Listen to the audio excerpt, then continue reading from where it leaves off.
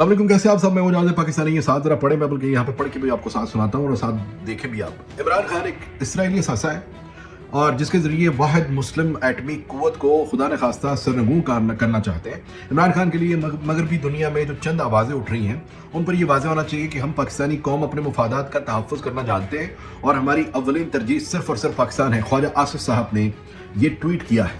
خواجہ آصف صاحب، یہ بڑا آسان ہوتا ہے کہ جو کانٹ آپ خود کریں وہ کسی اور پر ڈال دیں۔ سب کو پتہ ہے عمران خان کیا ہے، آپ کو بتانے کی ضرورت نہیں، اور آپ کی بانے کا بھی کوئی نہیں، میں آپ کو صحیح بتا دوں۔ اب میں بتاتا ہوں کہ خواجہ آصف صاحب خود کون ہے۔ قائد اعظم کی توہین یہ بندہ کر چکا ہے، میں نے اس کے اوپر ویڈیو بنائی تھی 3-4 سال پہلے، بڑی وائرل ہوئی تھی اور وہ جنرل کرنل تک بھی گئی تھی جو ریٹائر افسران ہیں، انہوں نے اس بات پر شاباشی بھی دی تھی کیونکہ وہ جانتے ہیں اس کے کرتوت۔ اب یہ جو چند دن پہلے یہ جو محمود غزنوی کو اس نے ڈاکو کہا ہے، آپ کو پتہ محمود غزنوی کون تھا؟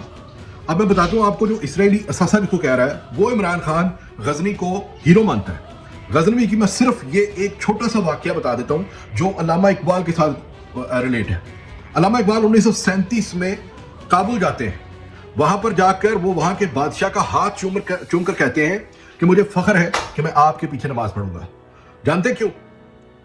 کیونکہ وہ وہاں پر اس وقت صرف آزاد ریاست واحد اس وقت افغانستان تھی، جو کسی کو اپنے اوپر نہیں مانتے تھے، کسی چور ڈاکو کو، کسی یعنی گورے کو یا کسی کو بھی اپنے اوپر وہ مسلط نہیں مانتے تھے، وہ آزاد تھے۔ انہوں نے کہا، بادشاہ نے کہا علامہ اقبال سے کہ آپ یہاں پر خیریت سے آئے؟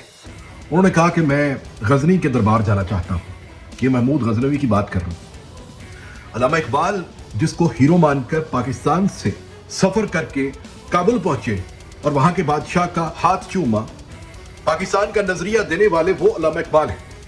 تو خواجہ آصف صاحب، آپ کے کرتوت سب جانتے ہیں، باہر جا کر آپ گوروں کو پتہ کیا کہتے ہیں کہ ہم زیادہ لبرل ہیں، عمران خان کی پارٹی دینی پارٹی ہے، یہ آپ گوروں کو کہتے ہیں، اور پاکستان کے اندر آ کر آپ یہ کہتے ہیں کہ وہ اسرائیلی اثاثہ ہے۔ یہ بند کر دیں، یہ اب نہیں کوئی مانے گا۔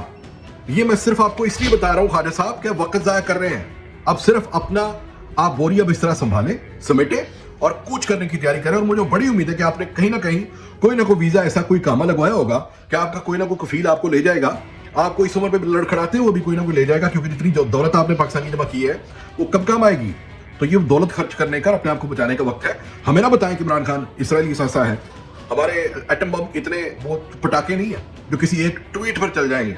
پاکستان جن کا ہے وہ 80% وہ عوام وہ جانتی ہے۔ میں 20% کی اس لیے بات نہیں کر رہا کہ وہ ابھی بھی سوئے ہوئے ہیں، لیکن 80% میجورٹی ہوتی ہے اور بات میجورٹی کی ڈیموکریسی کی ہے۔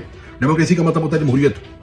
تو میں خواجہ صاحب کا صرف، اور پلیز جو بھی خواجہ صاحب کے فین ہیں وہ جا کر یہ دو چیزیں آپ ضرور معلوم کرنا چاہیں گے کہ میں جو بتا رہا ہوں، ایک علامہ اقبال کی کہ محمود غزنوی کون تھا، اور ایک اور بات تھا اس محمود غزنوی کے بارے میں جو چور ڈاکو کا لفظ ہے نا، وہ ڈاکو مودی کہے تو سمجھ آتی ہے، کیونکہ گجرات میں تھا نا وہ سومناتھ کا مندر جس کی بات ہے کہ جس کے اوپر حملہ کیا تھا اس نے، تو مودی گجرات کا ہے، مودی اس کو ڈاکو کہے سمجھ میں آتی ہے بات، اور تم کیوں کہتے ہو؟